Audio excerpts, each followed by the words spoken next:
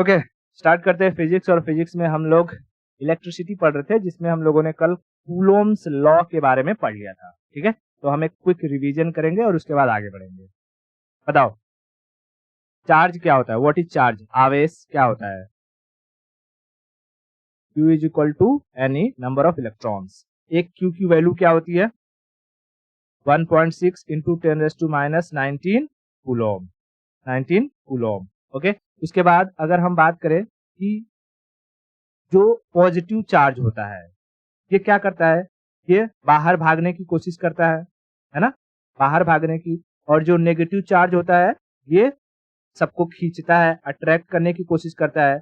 यानी हम कह सकते हैं कि अगर कहीं पर पॉजिटिव होगा Q और कहीं पर नेगेटिव होगा, तो ये दोनों एक दूसरे को अट्रैक्ट करेंगे, है ना। ओके, और उसी तरीके से अगर दो सेम चार्जेस हों, Q Q plus Q plus, तो सेम चार्जेस क्या एक दूसरे को कभी अट्रैक्ट करते हैं?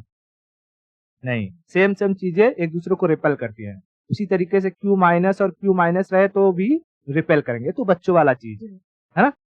ओके, उसके बाद हमने देखा था Coulomb's law. Coulomb's law, Coulomb's law में हमने क्या देखा था कि भाई कहा कि एक चार्ज के द्वारा प्रोड्यूस किया गया इलेक्ट्रिक फील्ड दूसरे चार्ज के द्वारा महसूस किया जाता है। और इस फोर्स को उसने बताया कि F इज इक्वल टू के Q1 Q2 upon are square, यानी इनके बीच के डिस्टेंस के स्क्वायर के बराबर था। उसके बाद उसने के की वैल्यू बताई थी 9 इंटू 10⁹ और फिर इस के को अगर एलोबरेट करेंगे तो आता है 1/4 पाई एप्सिलॉन नॉट। और इसमें एप्सिलॉन नॉट की वैल्यू क्या थी? 8.85 इंटू 10⁻12। अब मैं यहाँ पर यूनिट नहीं लिख रहा हूँ, क्यों? क्योंकि यूनिट तुम ऑटोमेटिकली निकाल सकते हो। समझ में आ गई?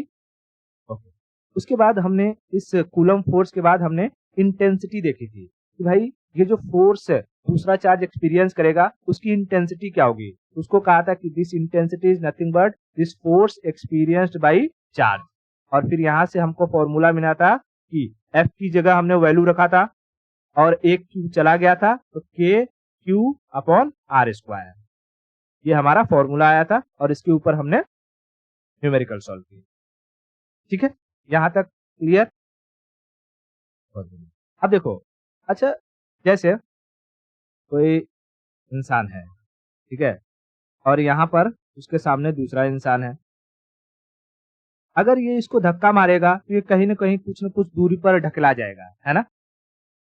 और फिजिक्स की भाषा में एक जगह से दूसरी जगह मूव कर जाना काम कहलाता है, वर्क या डिस्प्लेसमेंट, है ना। डिस्प्लेस और वर्क होता क्या है? फोर्स इंटू डिस्प्लेसमेंट ही होता है। इसने फोर्स लगाया, डिस्प्लेसमेंट हो गया, वो हो गया वर्क। इसी तरीके से अगर मैं कहूं, एक बात बताओ, ये जो एक चार्ज इलेक्ट्रिक फील्ड प्रोड्यूस किया, फोर्स, तो दूसरा चार्ज महसूस किया। अब ये दूसरा चार्ज अगर कहीं पर हिल डुल गया, तो हम कहेंगे ना कि इसके द्वारा एक्सर्ट किया गया फोर्स इस चार्ज को हिला दिया, यानी कुछ न कुछ काम हुआ। समझ में आया? कुछ न कुछ काम हुआ। तो देखो, work done per unit charge को हम कहते हैं V, यानी पोटेंशियल डिफरेंस या वोल्टेज। V को क्या कहते हैं? Potential difference, potential difference. और पोटेंशियल डिफरेंस को ही हम आम भाषा में कह देते हैं वोल्टेज। वोल्टेज, वोल्टेज क्या है?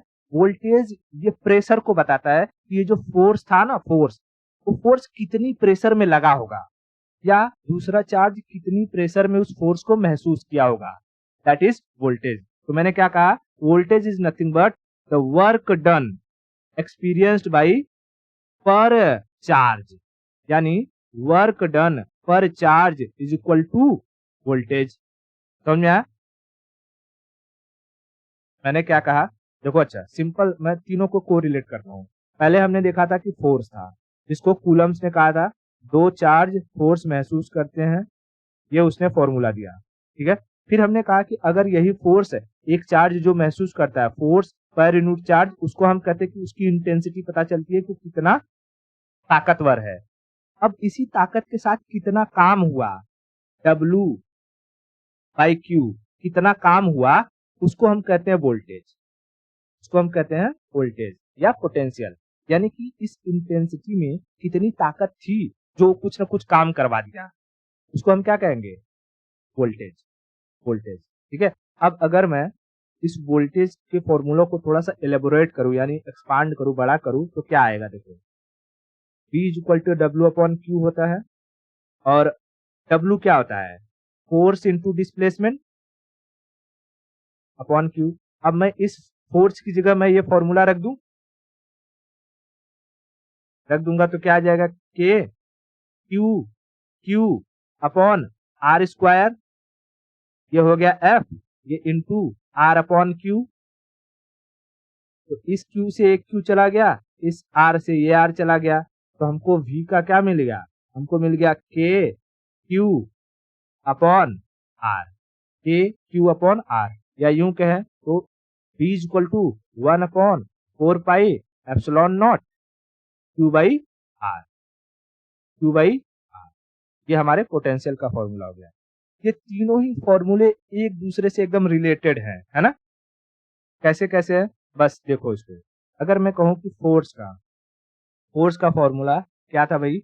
ये था 1 अपॉन, मैं ऐसे लिखता हूं पूरा, 1 अपॉन 4 पाई एप्सिलॉन नॉट, इसमें 2 क्यू था इसलिए Q1 Q2 लिखा, अपॉन आर स्क्वायर। अब इसी में से अगर मैं एक क्यू हटा दूं तो मुझे मिल जाएगा E। क्या हो जाएगा? 1 upon 4 pi epsilon naught Q upon are square. अब इसमें से एक R हटा दूं तो मुझे मिल जाएगा V, 1 upon 4 pi epsilon naught Q upon R। समझ में आ रहा है? अगर तुम्हें एक फॉर्मूला याद है और कंसेप्ट क्लियर है तो तुम इसी एक के बेसिस पर तीनों जो फॉर्मूले हैं उन्हें आराम से डिराइव कर सकते हो, याद रख सकते हो। समझ में आया क्या? तो बताओ, ये जो पहला फॉर्मूला था किसने दिया था? ये कूलम ने दिया था। उसने बताया था कि दो चार्जों के बीच में एक फोर्स ऑफ अट्रैक्शन होता है, इसलिए इसे कहते हैं कूलम कूलम फोर्स ऑफ, या लॉ ऑफ अट्रैक्शन, या force of attraction, Coulomb's law of attraction, ठीक है, कूलम्स लॉ ऑफ अट्रैक्शन। उसके बाद फिर पता चला कि भाई ये फोर्स की इंटेंसिटी कैसे पता चलेगी? तो जो पर्टिकुलर चार्ज है उस चार्ज ने कितना फोर्स एक्सपीरियंस किया, यानी F अपॉन क्यू कर दिया तो हमें इंटेंसिटी मिल गई। अब इसी इंटेंसिटी के द्वारा कितना काम हुआ, यानी W अपॉन क्यू कर दिया तो हमें पोटेंशियल मिल गया। पोटेंशियल याद रखना, पोटेंशियल कुछ नहीं होता है, बस एक तरीके का प्रेशर होता है। अगर पोटेंशियल ज्यादा है तो काम ज्यादा होगा, पोटेंशियल कम है तो काम कम होगा। जैसे मैं कहूं, एक पाइप है, मोटा सा पाइप है, इसमें से बह रहा है पानी। पानी अभी इसमें नॉर्मल प्रेशर है जो इस पाइप का है, लेकिन मैं इस पाइप को यहां से बंद कर दूं, बताओ यहाँ प्रेशर बढ़ेगा कि घटेगा? बढ़ेगा। और जब प्रेशर बढ़ेगा तो यहाँ से पानी तुल तुल तुल तुल करके दूर तक जाएगी, है ना? यानी जैसे प्रेशर बढ़ गया पानी दूर तक गया, तो वैसे ही जैसे पोटेंशियल बढ़ जाएगा काम ज्यादा होगा, काम ज्यादा होगा। तो जब हम इलेक्ट्रिसिटी पढ़ेंगे कि अच्छा करंट में कि कौन सा करंट बहुत ज्यादा तेजी से हमें झटका मारता है, कौन सा करंट कुछ भी झटका नहीं मारता है, कहीं कहीं जो ट्रेन की पटरी होती है वहां पर लिखा रहता है वेरी डेंजर 25,000 वोल्ट, तो क्या है? वो प्रेशर को बता रहा है भाई 25,000 की प्रेशर से इसमें से इलेक्ट्रॉन फ्लो हो रहे हैं, उनको तुम टच किए ना तो समझ लो टच करने लायक नहीं रहोगे। समझ में आया? हाँ, तो वोल्टेज क्या होता है? Voltage is nothing but the pressure of electron, को कितनी प्रेशर के साथ आगे मूव कर रहे हैं। ठीक है, ये तीनों नियम समझ में आ गए। अब हम इसके ऊपर भी एक न्यूमेरिकल सॉल्व कर लेते हैं। अच्छा बताओ, अगर मैं कहूंगा कि इसका मैं यूनिट बताओ, वोल्टेज का यूनिट क्या हो जाएगा? वर्क क्या होता है? वर्क का होता है जूल, और क्यू का क्या है यूनिट? कूलॉम। सी मतलब जूल पर कूलॉम, जूल पर कूलॉम। जैसे इसका फोर्स का था न्यूटन, ठीक है, इंटेंसिटी का क्या था? इंटेंसिटी का न्यूटन पर कूलम, और उसी तरीके से इसका हो गया जूल पर कूलम, जूल पर कूलम। ठीक है, अब हम सॉल्व करेंगे न्यूमेरिकल। मैं न्यूमेरिकल दे रहा हूं, देखो क्या कहता है। कहता है कि 5 कूलाम के एक आवेश यानी चार्ज को, 5 कूलाम के एक आवेश, आवेश यानी चार्ज को विस्थापित करने के लिए, को विस्थापित करने के लिए, करने के लिए, करने के लिए 90 जूल काम करना पड़ता है। 19 जूल काम करना पड़ता है, करना पड़ता है, काम करना पड़ता है।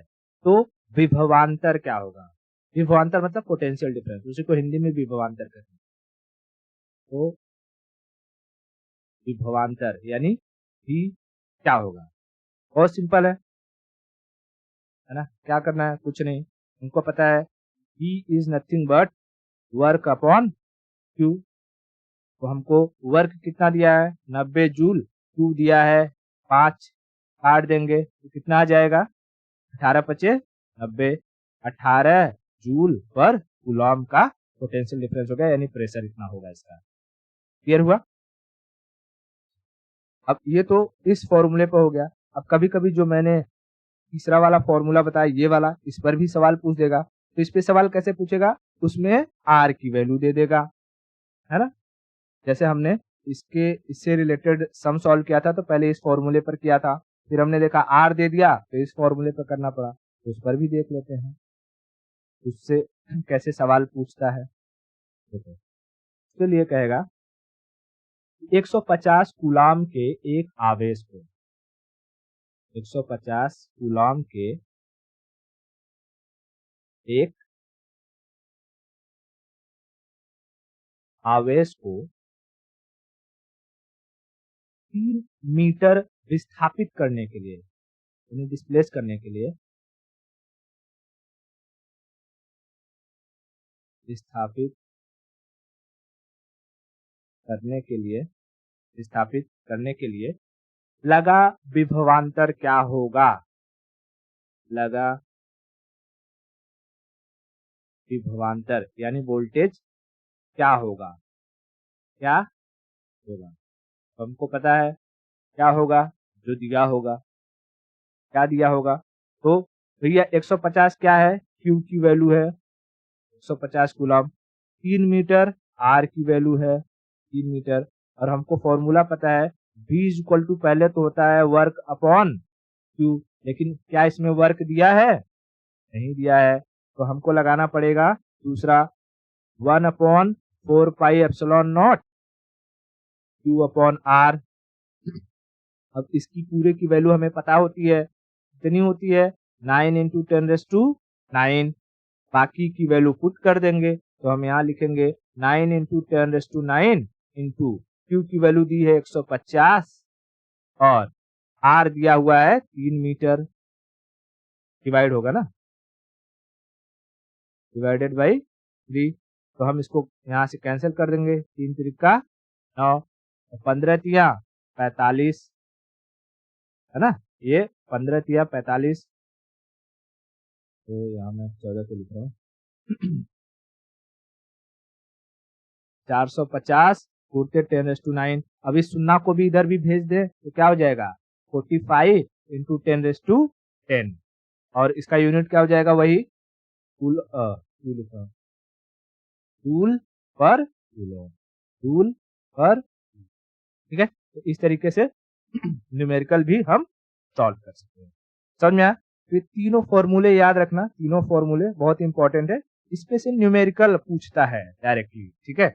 कि ऐसे ऐसे डेटा दे देगा और कहेगा बताओ न्यूमेरिकल क्या है। अगर एक भी फॉर्मूला याद है और कंसेप्ट क्लियर है, then you can find all other formulas and can solve the problems related to it.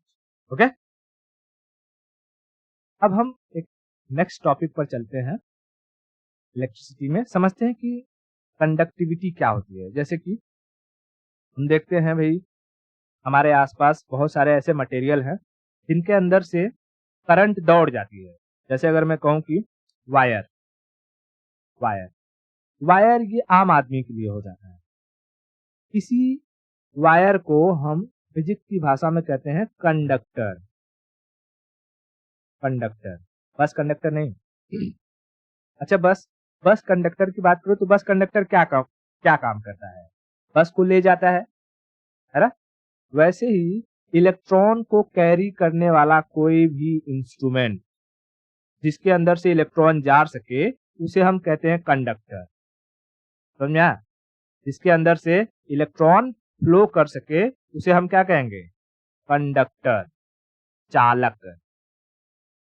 चालक यानी चलाने वाला। ठीक है? तो कंडक्टर क्या है? Conductor is nothing but an element which can flow the electron और इलेक्ट्रॉन फ्लो थ्रू इट। तो कहना है, कह सकते हैं। समझ में? तो जितने भी मेटल्स होते हैं, मेटल्स, वो सारे के सारे क्या होते हैं? कंडक्टर होते हैं। और सारे के सारे जो नॉन मेटल हैं, नॉन मेटल, अब ये समझ में आ रहा है? मेटल्स, नॉन मेटल्स, ये केमिस्ट्री का टॉपिक है, लेकिन यहाँ पर हमें पढ़ना ही पढ़ना है, क्योंकि जब वहां पर हम केमिस्ट्री में देखेंगे तो पीरियोडिक टेबल देखेंगे, उसमें एलिमेंट्स देखेंगे, फिर समझेंगे कौन सा मेटल है, कौन सा नॉन मेटल है, कौन सा इनर्ट गैस है, कौन सा हेलोजन गैस है। समझ आ रहा है? हाँ। तो मेटल्स का मतलब यूं समझो कि जैसे लोहा, लोहा को हम कहते हैं Fe, आयरन, ठीक है, एल्युमिनियम, है ना? उसके बाद तुम्हारा जो चांदी होता है या सोना होता है, Au, ठीक है, सोना, चांदी, लोहा, कॉपर, Cu, ये सारे के सारे क्या है? मेटल्स है, जिसे तुमने देखा है। चांदी देखा है, सोना देखा है, लोहा देखा है, कॉपर देखा है। समझ में आया? उसी के हमने वायर्स देखे होंगे, और वायर्स में मोस्टली हम कॉपर वायर्स ज्यादा देखते हैं, है ना? कॉपर वायर्स क्यों ज्यादा देखते हैं? तो इसके पीछे की फिजिक्स को समझते हैं पहले। देखो, अब जैसे बसेस भी कई तरीके की होती है। एक बस होती है एसी वाली, एक होती है नॉन एसी वाली। लोग ज्यादा प्रीफर करते हैं एसी वाली में, क्यों? क्योंकि उनमें उन्हें फिजिबिलिटी मिलती है, सुविधाएं मिल जाती हैं। उसी तरीके से ये जो कंडक्टर्स भी होते हैं ना, कंडक्टर्स, इस कंडक्टर्स को भी इलेक्ट्रॉन प्रेफर करते हैं कि किसमें ज्यादा हम जाएंगे और किसमें कम जाएंगे। वो कैसे पता चलेगा? जब हम वो केमिस्ट्री पढ़ेंगे तो उसमें देखेंगे कि भाई इसमें, इसके बाहरी कक्षा में, जैसे जो भी एलिमेंट होते हैं, कंडक्टर होते हैं, तो उनके बाहरी कक्षा में क्या होते हैं? इलेक्ट्रॉन्स घूम रहे होते हैं। ठीक है, जैसे मैं यहाँ एल्युमिनियम लिख दूं तो कुछ इलेक्ट्रॉन होंगे जो इनके आउटर इनर सेल में होंगे, फिर कुछ होंगे जो बाहर होंगे। बाहर जो इलेक्ट्रॉन, जिसके बाहर जितने ज्यादा ऐसे खुले में घूमने वाले इलेक्ट्रॉन्स होते हैं, ठीक है, खुले में घूमने वाले इलेक्ट्रॉन्स होते हैं, वो ज्यादा अच्छे चालक होते हैं, ज्यादा अच्छे कंडक्टर होते हैं, क्योंकि उनके पास इलेक्ट्रॉनों की संख्या अधिक है, और इलेक्ट्रॉनों की संख्या अधिक है मतलब वहां से इलेक्ट्रॉन अच्छे से मूव कर सकते हैं। ठीक है, तो यूं देखा गया कि जो सिल्वर होता है ना, सिल्वर, सिल्वर की, सिल्वर को हम कहते हैं Ag, सिल्वर, सिल्वर की कंडक्टिविटी, कंडक्टिविटी यानी चालकता, हिंदी में क्या कहते हैं? चालकता, ये सबसे अधिक होती है। जितने भी मटेरियल है, मेटल्स है हमारे पास, चाहे वो लोहा हो, एल्युमिनियम हो, सोना हो, कॉपर हो, इन सभी में से जो सिल्वर होता है, सिल्वर की कंडक्टिविटी मैक्सिमम होती है। यानी कि अगर इलेक्ट्रॉन्स को प्रीफर करना रहेगा कि लोहे में जाना चाहोगे या सिल्वर में, तो सिल्वर की तरफ भाग जाएंगे। ऐसे समझो आम भाषा में। तो अगर पूछेगा कि जैसे चार ऑप्शन दे दे, कहेगा कि Ag, Al, Fe, Cu, इन सब में से सबसे अधिक कंडक्टिविटी किसकी है? यानी किसमें से सबसे अधिक मात्रा में इलेक्ट्रॉन फ्लो करेंगे? वो होता है Ag। ठीक है, यानी सिल्वर, सिल्वर। Al को क्या कहते हैं? Aluminium, aluminium. Fe को कहते हैं आयरन, और Cu को कहते हैं कॉपर। अब देखो, सिल्वर की कंडक्टिविटी ज्यादा है मतलब इसमें अच्छे से इलेक्ट्रॉन फ्लो होंगे, अच्छे से इलेक्ट्रॉन फ्लो होंगे मतलब कि जो करंट होगा अच्छा फ्लो होगा, करंट का लॉस कम होगा, बहुत सारे बेनिफिट हो जाएंगे। लेकिन क्या ये पॉसिबल है कि हम तार जो बनाते हैं वो चांदी का बनाएं? क्यों नहीं पॉसिबल है? क्यों चांदी का तार नहीं बना सकते? किसी भी चीज के एक्सपेंसिव होने की क्या वजह होती है?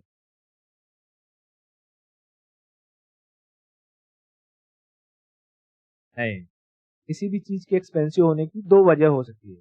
या तो रेयर हो, बहुत कम मात्रा में मिलता हो, लिमिटेड जिसको कहते हैं, है ना? लिमिटेड। जैसे प्रधानमंत्री पावर इतनी ज्यादा क्यों हो जाती है? क्या उससे हर इंसान मिल सकता है? नहीं। लेकिन तुम्हारे मामा से तो चाहे मिल सकता है। तो उनकी उतनी क्रेडिबिलिटी तो रहेगी नहीं जितने प्रधानमंत्री की है। तो वैसे ही कोई भी एलिमेंट हो दुनिया में, ये नेचर का रूल है अगर हम देखें इसको, कि भाई किसी की भी अगर क्रेडिबिलिटी या इज्जत कुछ भी है तो उसके दो ही वजह हो सकती है। या तो वो बहुत ही रेयर होगा, लिमिटेड होगा, समझा? और जब वो कोई चीज लिमिटेड हो जाती है तो उसकी कॉस्ट बहुत अधिक बढ़ जाती है, वो कॉस्टली हो जाता है। अगर जैसे हमारे धरती पर कोई ऐसा उपग्रह उपग्रह बोले तो एस्ट्रॉइड आकर के गिर जाए, एस्ट्रॉइड आकर के गिर जाए जिसमें हीरा ही हीरा हो, और धरती पर जहां देखो नाली में हीरा बह रहा है, किसी के छत पे हीरा गिरा हुआ है, हाँ, रोड पर चल रहे हो हीरा गिरा हुआ है, तो हीरे की कोई वैल्यू रह जाएगी? हीरा ऐसे धूल धक्कड़ की तरह हो जाएगा, लोग घर में ऐसे बच्चे गोटी कर, क्यों? क्योंकि वो बहुत अबंडेंट हो जाएगा, बहुत अधिक मात्रा में अवेलेबल हो जाएगा। उसी तरीके से जो चांदी हो गया, सोना हो गया, या आज के टाइम पीरियड में अभी जो हीरा हो गया, हालांकि हीरा जो है वो बैड कंडक्टर है, हीरा के अंदर से इलेक्ट्रिसिटी प्रोड्यूस नहीं जा सकती है, मैं जस्ट एग्जांपल के लिए बता रहा हूँ। ये सारे के सारे क्या होते हैं? पहले तो लिमिटेड है, रेयर है, और इनकी कॉस्ट बहुत ज्यादा है। अगर हम इनका वायर बनाएंगे तो जैसे ये ट्रांसमिशन लाइन है, ट्रांसमिशन लाइन लोहे का है, और इस पे से जाने वाला तार अगर मैं बना दूं चांदी का, तार गायब हो जाएगा, लोहा ही बच जाएगा, समझा? तो सरकार को बहुत लॉस हो जाएगा। सरकार बोलेगी अभी रात तो लगाया, दिन में देख रहा हूँ कि यहाँ कोई तार नहीं दिख रहा है एक भी। तो इसीलिए सरकार ये कहती है कि भाई काम करो, चांदी को हटा दो, चांदी का प्लान कैंसिल कर दो, चांदी का तार नहीं यूज करेंगे। तो फिर देखा गया कि अच्छा बताओ चांदी के बाद जो है सबसे अच्छा कंडक्टर कौन सा होगा? चांदी के बाद आता है कॉपर, एल्युमिनियम नहीं, कॉपर। देखो नंबर 1 पर रहेगा एजी, उसके बाद आएगा कॉपर, सीयू, कॉपर। कॉपर के बाद आता है गोल्ड, एयू। लेकिन एयू को भी यूज नहीं कर सकते, गोल्ड को भी, क्योंकि ये भी ज्यादा कॉस्टली है, ये तो सिल्वर से ज्यादा कॉस्टली है। उसके बाद आता है एल्यूमिनियम, एल्यूमिनियम। उसके बाद कहीं निकेल, प्लेटिनम, टंगस्टन वगैरह आते हैं, फिर लास्ट में तुम्हारा आयरन, ये आयरन वगैरह आता है। तो हमें बस ये याद रखना है, पहला और दूसरा। पहले नंबर पर आता है सिल्वर। तो सिल्वर क्यों नहीं लगा सकते ये तो मैंने बता दिया। तो लोगों ने देखा कि भाई कॉपर है, कॉपर इजिली अवेलेबल है, ठीक है, और ये कंडक्टिविटी भी इसकी अच्छी है। तो हम क्या करते हैं, कॉपर के वायर बनाना शुरू करते हैं। तो अगर देखोगे तो मोस्टली कॉपर या या फिर एल्यूमिनियम, ठीक है, कॉपर या फिर एल्यूमिनियम, इन्हीं के वायर हमें देखने को मिलेंगे, ठीक है, मेजरली इन्हीं का वायर। कॉपर में एक और खासियत है कि भाई ये कोरोड नहीं होता है, इसमें कोरोजन नहीं लगता है। अगर लोहे वगैरह का बना देंगे तो कोरोजन लग जाएगा, हर दूसरे दिन वो जो है जंग पकड़ के वो टूट जाएगा, है ना? तो अभी ये एक्सपेरिमेंट किया है कि बचपन में हम लोग क्या करते थे कि जैसे जो बैटरी खराब हो जाती, ठीक है, उसको इकट्ठा करते थे। उसके बाद उन बैटरी को, जो प्लास्टिक की ये आती है, क्या कहते हैं, पीने वाली ग्लास आती है, उस ग्लास के अंदर पानी डाल करके उसमें थोड़ा नमक डाल के इस बैटरी को, जो जो बैटरी, जैसे पहले तो टॉर्च यूज होता था ऐसे बहुत, सेल वाली टॉर्च रहती थी, जैसे ही वो सेल खराब हो जाती थी, मतलब कम काम करने लगती, तो हम क्या करते हैं कि इन सारे बैटरी को इकट्ठा करते थे, इनके ऊपर का ढक्कन निकालते थे, और इनको एक प्लास्टिक की, जैसे गांव में बारात वगैरह आती रहती थी, तो उस वक्त तो ज्यादा ही प्लास्टिक के ग्लास इस्तेमाल होते थे, तो वहां से ग्लास बीन लेते हैं और उसके बाद इन बैटरी को इसमें डाल देते हैं और इसमें डाल के फिर वो एलईडी आता है ना, एलईडी छोटा वाला, उसमें वायर कनेक्ट करके उससे हम एलईडी जलाते थे। तो ये जो खराब बैटरी रहती थी ये काफी दिनों तक उस एलईडी का काम करती थी और उससे लोग पढ़ाई वगैरह करते थे, क्योंकि उस वक्त दिया वगैरह जब जलाते थे तो दिया कभी आंधी चल रहा है बुझ गया है, या मच्छरदानी में पकड़ लिया जल गया, बहुत कांड हो जाता था। तो ये जो खराब बैटरी थी इससे हम लोग क्या करते थे, एक अपना पोर्टेबल लाइट बना लेते थे। तो उस वक्त जो वायर का इस्तेमाल करते थे ना, वो वायर कैसा रहता था, वो वायर ना तो कॉपर का होता था और ना ही एल्यूमिनियम का, वो एफपी यानी आयरन वाला वायर होता था, बहुत पतला वायर, अगर देखा होगा तो एकदम पतला सा आता है, उसको किधर भी मोड़ मार दो मुड़ जाता है वैसे ही, है ना। तो अब क्योंकि भाई ये पानी है, इसमें जो है सॉल्ट भी मिला हुआ है, तो वो वायर जब बैटरी से कनेक्ट रहते रहता था उस पर जंग लग जाता था, और जंग लगने के बाद वो उसमें इलेक्ट्रिसिटी कम जाने लगती थी और फिर वो धीरे धीरे हमारे बल्ब तक पहुंचती नहीं थी और बल्ब हमारा धीरे धीरे मुल मुल करके चलता नहीं था। तो फिर हमें उसको निकालते थे, तो जब निकालते थे तो वायर टूट जाता था। तो आयरन की प्रॉब्लम यह है कि कोरोड हो जाता है, और कोरोजन की वजह से हम, अब जैसे कोई ने सड़क बिछा दिया, सड़क के नीचे तुमने पूरा आयरन से बना हुआ वायर डाल दिया, पता चला 1 महीने भी नहीं बीता सारे के सारे वायर में कोरोजन लग गया और सब अंदर ही सड़ गल गया है। फिर से तुम वो रोड खोदने आओगे तो दिक्कत वाली बात हो जाएगी। इसलिए लोग रोड वगैरह हो या कुछ भी हो वहां पर या तो कॉपर का इस्तेमाल करेंगे और या तो एल्यूमिनियम। ठीक है, तो हमारे जो ट्रांसमिशन लाइन्स होती है बड़ी बड़ी, जहां से ये जाता है बिजली की तार, तो भी क्या होता है, वो एल्यूमिनियम का होता है। कॉपर का बहुत ही मतलब कि कॉपर एल्यूमिनियम से ज्यादा एक्सपेंसिव होता है।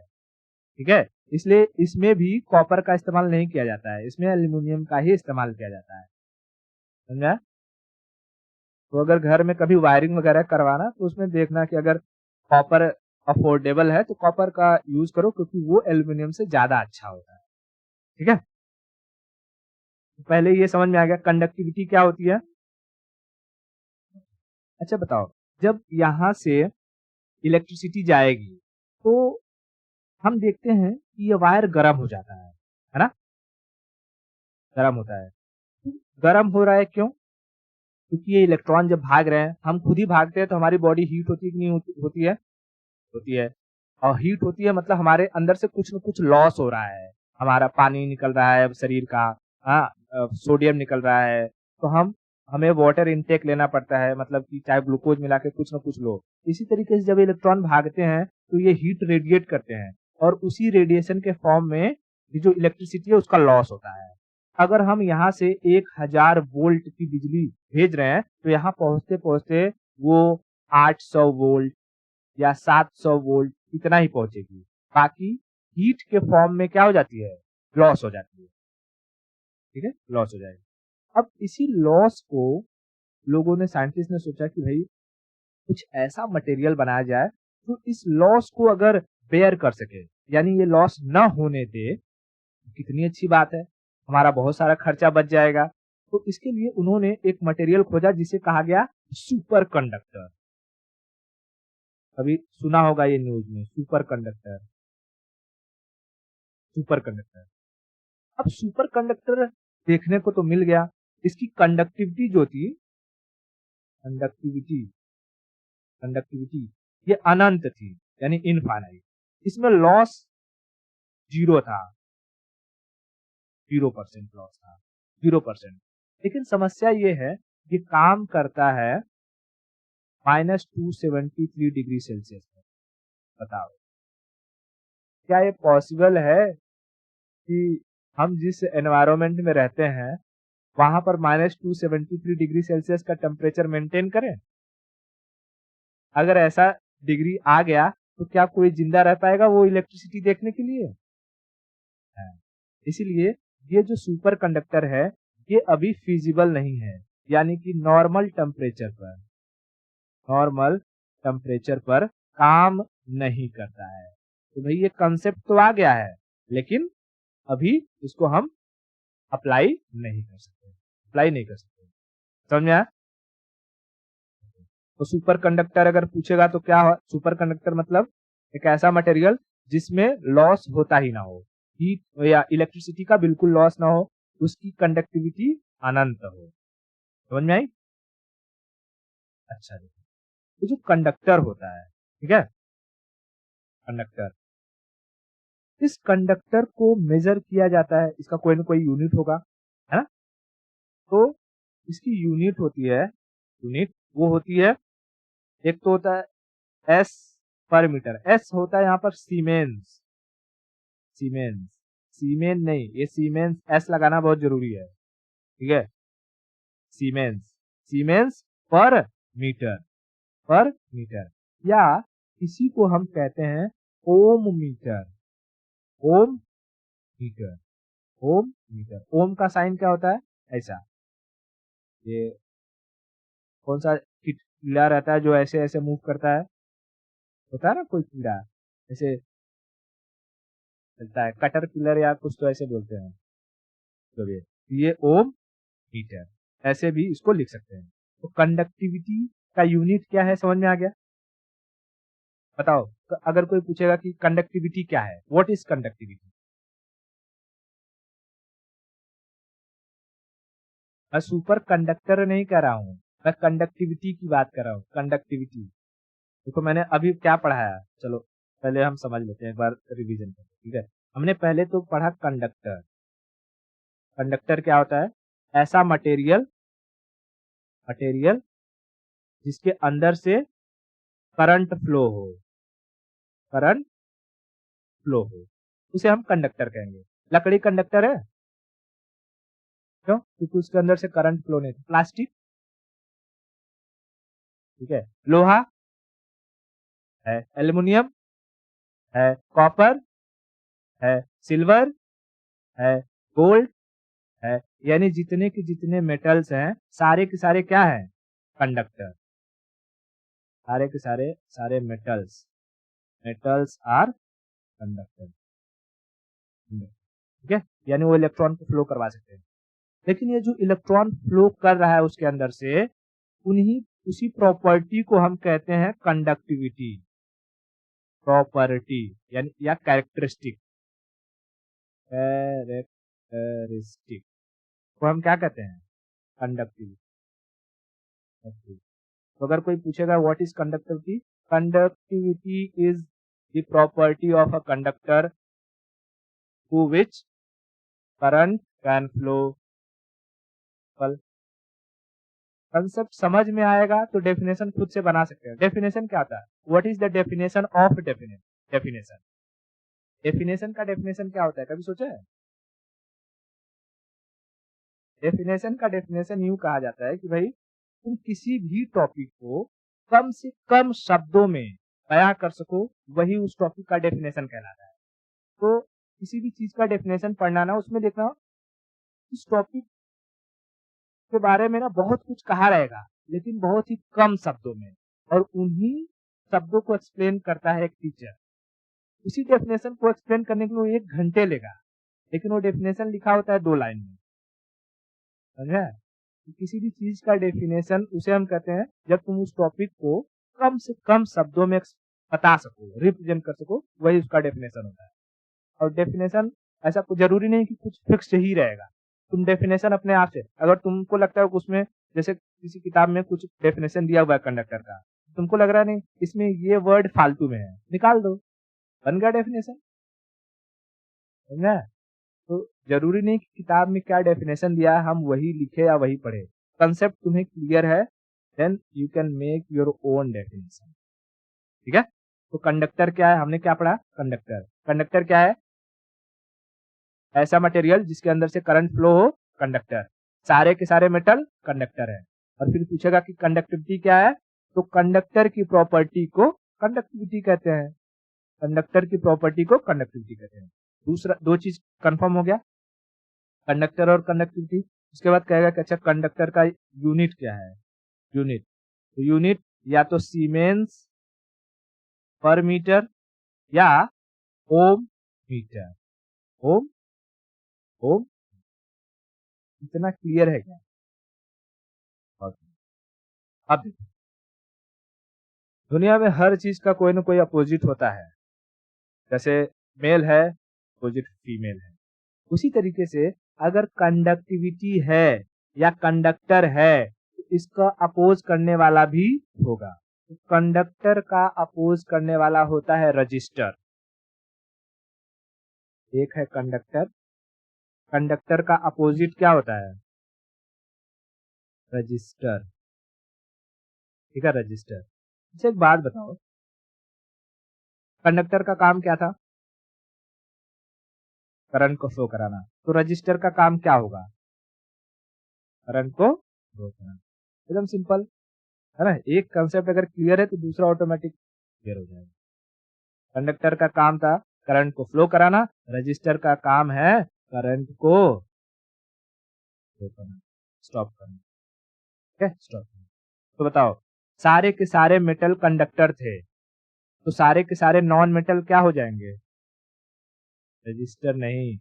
सारे के सारे नॉन मेटल हो सकते हैं कि वो इंसुलेटर हो जाए, और इंसुलेटर उसे कहते हैं जिसके अंदर से थोड़ा भी करंट पास नहीं होता है। लेकिन रजिस्टर एक ऐसी मटेरियल है जिसके अंदर से करंट कम पास होता है। वो अपने अंदर से करंट कम पास करता है। जैसे कि अगर मैं यहाँ से 100 वोल्ट करंट भेज रहा हूँ, ठीक है, 100 वोल्ट का करंट भेज रहा हूँ, तो और यहाँ पर एक रजिस्टर लगा दिया मैंने। ये कहेगा भैया तुमको मुझे अगर क्रॉस करके जाना है तो जाओ, लेकिन जब तुम मुझे क्रॉस करोगे तो यहाँ पर तुम्हें 10 वोल्ट ही करंट मिलेगा। सारा का सारा ये खा गया। तो रजिस्टर ऐसा नहीं कि पूरे के पूरे करंट को रोक देता है।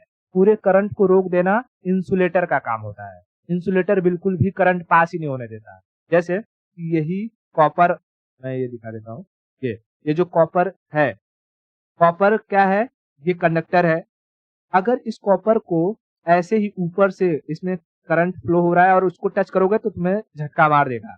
लेकिन इसके ऊपर चढ़ा दी गई एक कोटिंग, इस कोटिंग को तुम पकड़ के चाहे झुलाओ चाहे कुछ करो, भले इसके अंदर से करंट जा रहा है, क्या ये करंट मारेगा? नहीं। ये कोटिंग क्या हो गई? इंसुलेटर। इसके अंदर से कोई भी करंट पास नहीं होगी। समझ में आया? तो तीन चीजें याद रखना, तीन चीजें। एक कंडक्टर, दूसरा रजिस्टर, अभी मैंने रजिस्टर के बारे में कुछ बताया नहीं है, बस कंसेप्ट दिया है। तीसरा इंसुलेटर। कंडक्टर में से करंट पास होता है, रजिस्टर में से कम पास होता है, और इंसुलेटर में से बिल्कुल पास नहीं होता है। समझ में? इंसुलेटर में से बिल्कुल पास नहीं होता। ठीक है। अच्छा, देखो, ये जो रजिस्टर होता है, थोड़ा रजिस्टर के बारे में बात कर लेते हैं। जो रजिस्टर होता है, रजिस्टर का कुछ साइन होता है। रजिस्टर रजिस्टर का साइन ऐसे होता है। ठीक है, ये इसको हम रजिस्टर कहते हैं। और अगर सर्किट में देखा होगा तो कई जगह ये लगा रहता है। मैं दिखाता हूँ कि जो नहीं लिया मैंने, बस मैं दिखा देता हूँ। रजिस्टर, देखो इसमें कई सारे कलर कोडिंग्स रहती हैं, कलर वगैरह। ऐसा सर्किट में देखा होगा बहुत बार, है ना।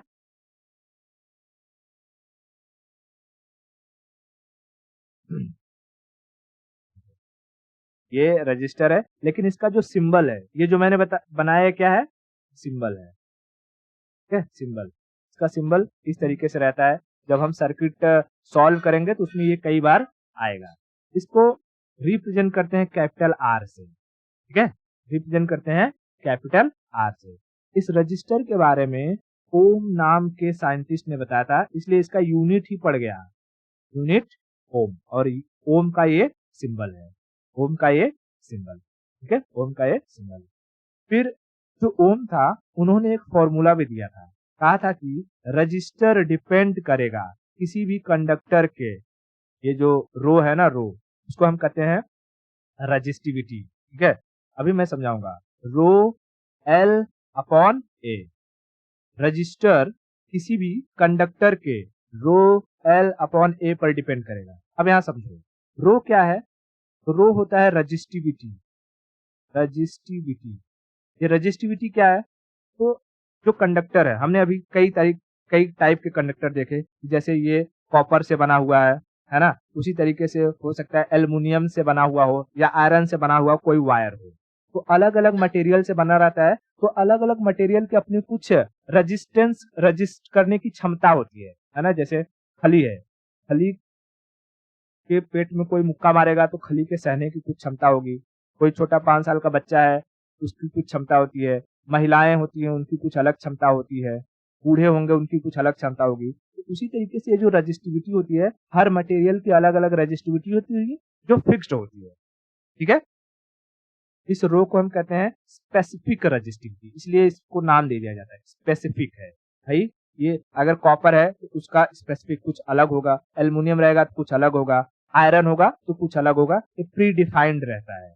ठीक है, उसके बाद एल क्या है, एल है कि लेंथ।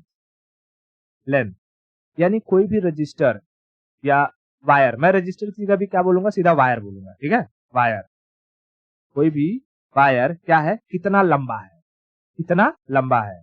और उसके बाद वो वायर का एरिया क्या है, cross sectional area, A for area. अब समझो एरिया क्या होता है, तो भाई जब वायर होता है, वायर कोई तो मोटा पतला हो सकता है ना। जैसे इसमें देखो, थोड़ा सा रिमूव कर,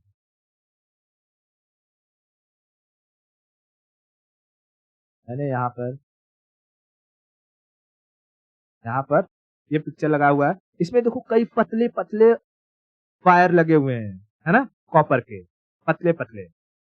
इनका मान लो ये ए से पतला होगा, तो इसका ये जो थिकनेस है ना, थिकनेस यही एरिया है, इसका एरिया। उसके बाद इसमें देखो ये इतना मोटा है, तो इसका ये जो इतना थिकनेस है, ये इसका एरिया है। उसके बाद इसमें देखो ये इतना मोटा है, इसका ये यहाँ से यहाँ तक का भाग वो एरिया कहलाएगा। तो एरिया का मतलब तो जो राउंड शेप में पूरा का पूरा रहता है, अब ये सर्कुलर ऐसा रहता है, सर्कल का एरिया हम निकालते हैं पाई आर स्क्वायर, समझा। इस एरिया की बात करता है, यानी कोई पतला है तो उसका एरिया कम होगा, मोटा है तो उसका एरिया ज्यादा होगा। तो जो रजिस्टर है, देखो रजिस्टर को रिप्रेजेंट करते हैं आर से, लेकिन इसकी प्रॉपर्टी क्या है, ये रजिस्ट करने का काम करता है, रजिस्ट करने का काम करता है, इसलिए इसकी प्रॉपर्टी को हम कहते हैं रजिस्टेंस। रजिस्टेंस, जैसे कंडक्टर की प्रॉपर्टी कंडक्टिविटी, वैसे इसकी रेजिस्टेंस या रजिस्टिविटी। रजिस्टिविटी, ठीक है, रेजिस्टेंस या रजिस्टिविटी। ये जो फॉर्मूला है, ये फॉर्मूला किसका है, रजिस्टर या रजिस्टिविटी का, रजिस्टिविटी का, रजिस्टर का नहीं, रजिस्टिविटी का। रजिस्टर का क्या ही फॉर्मूला रहेगा, उसकी जो प्रॉपर्टी होगी उसी का फॉर्मूला रहेगा ना। हाँ, कि भाई वो कितना जाने दे रहा है, कितना नहीं दे रहा है। तो कह रहा है कि जो रजिस्टिविटी है, R is directly proportional to the rho L and inversely proportional to the A। अब इसमें बहुत गहरी बात है, इन सब में से डायरेक्ट सवाल पूछता है। कहता है कि अगर किसी कंडक्टर का अगर मैं लेंथ बढ़ा दूं, ठीक है, लेंथ, जैसे एक कंडक्टर है इतना बड़ा है, एक कंडक्टर इतना बड़ा है, तो मैं A मान लेता हूं, ये नहीं, एक दो दो, एक और ये दो।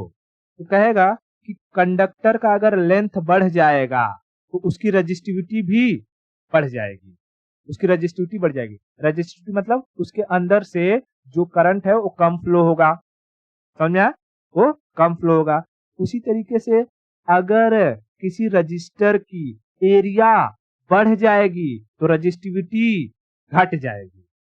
यानी कि अगर लंबा दूर तक ले जाना है तो मोटा वायर लगा दो, मोटा वायर लगाओगे एरिया बढ़ जाएगा, रजिस्टिविटी कम हो जाएगी, करंट दूर तक जाएगा। ये मत कहना कि तुम्हें 1 किलोमीटर तक ले जाना है तो एकदम पतला वायर लगा दूं, ये आधे जाते जाते गल जाएगा,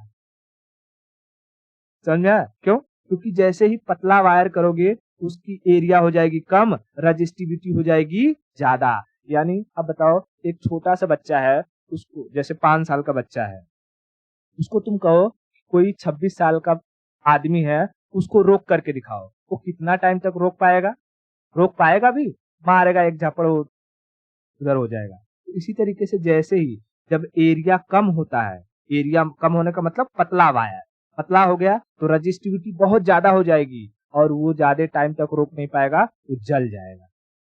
समझा? तो देखते होगे कि जब रोड वगैरह खोदते हैं तो रोड के अंदर है मोटा मोटा वायर डालते हैं। क्यों डालते हैं? मोटा वायर, एरिया ज्यादा, करंट ज्यादा दूर तक जाएगी, रजिस्टिविटी कम हो जाएगी, रोकने की क्षमता कम हो जाएगी। इतना चीज क्लियर हुआ क्या? ठीक है? अब टाइम बहुत ज्यादा हो रहा है, हम लोग क्या करते हैं, इसको एक समअप कर लेते हैं, बाकी इसके बारे में जो डिटेल है बाकी हम नेक्स्ट लेक्चर में देखेंगे। ठीक है? तो बताओ अभी हमने क्या क्या पढ़ लिया है पहले कि कंडक्टर, कंडक्टर की प्रॉपर्टी, कंडक्टिविटी, कंडक्टिविटी, उसके बाद हमने पढ़ा भैया क्या पढ़ा, सुपर कंडक्टर वगैरह को छोड़ दो, उसको कोई बात नहीं। फिर रजिस्टर, रजिस्टर, रजिस्टर का सिंबल होता है ये, ठीक है, सिंबल होता है, उसके बाद उसको रिप्रेजेंट करते हैं कैपिटल आर से, और रजिस्टर की प्रॉपर्टी रजिस्टिविटी, रजिस्टिव, ठीक है, रजिस्टिविटी। देखो कंडक्टिविटी और रजिस्टिविटी में इनवर्स रिलेशन होता है ना, क्योंकि कंडक्टिविटी क्या करता है, करंट को जाने देता है, और रजिस्टिविटी करंट को रजिस्ट करता है, तो उल्टा रिलेशन है कि नहीं है। उसके बाद हमने इनका फॉर्मूला देखा कि रजिस्टिविटी आर जो होती है वो किसी भी कंडक्टर के रो, एल और ए पर डिपेंड करता है। ठीक है, रो जहां पर स्पेसिफिक रजिस्टिविटी होती है, हर कंडक्टर की अलग अलग होगी, लोहा की अलग, कॉपर की अलग, एल्युमिनियम की अलग, और एल जो है लेंथ है, लेंथ बढ़ाएंगे तो डायरेक्ट रिलेशन है, रजिस्टिविटी बढ़ेगा, लेंथ घटाएंगे तो रजिस्टिविटी घटेगा। ठीक है, एरिया बढ़ाएंगे इनवर्सली प्रोपोर्शनल है, एरिया बढ़ाएंगे तो रजिस्टिविटी घट जाएगा, एरिया घटाएंगे तो रजिस्टिविटी बढ़ जाएगा। एरिया क्या होता है मैंने बता दिया, इसकी मोटाई, ये गोला होता है इसलिए पाई आर स्क्वायर, तो समझ लो ये इसका एरिया है। पतला होगा तो कम एरिया, मोटा है तो ज्यादा एरिया, एरिया वगैरह समझा दिया। अब कल इसमें बताऊंगा कि अच्छा हम लोग जो कंडक्टर होता है उसको बढ़ाने का कई तरीका होता है, तुम दो कंडक्टर को जोड़ दो तो भी बढ़ जाएगा, या कंडक्टर को बीच में से खींच दो तो भी बढ़ जाएगा, है ना। इस सब के बारे में हम नेक्स्ट वीडियो में, ओके।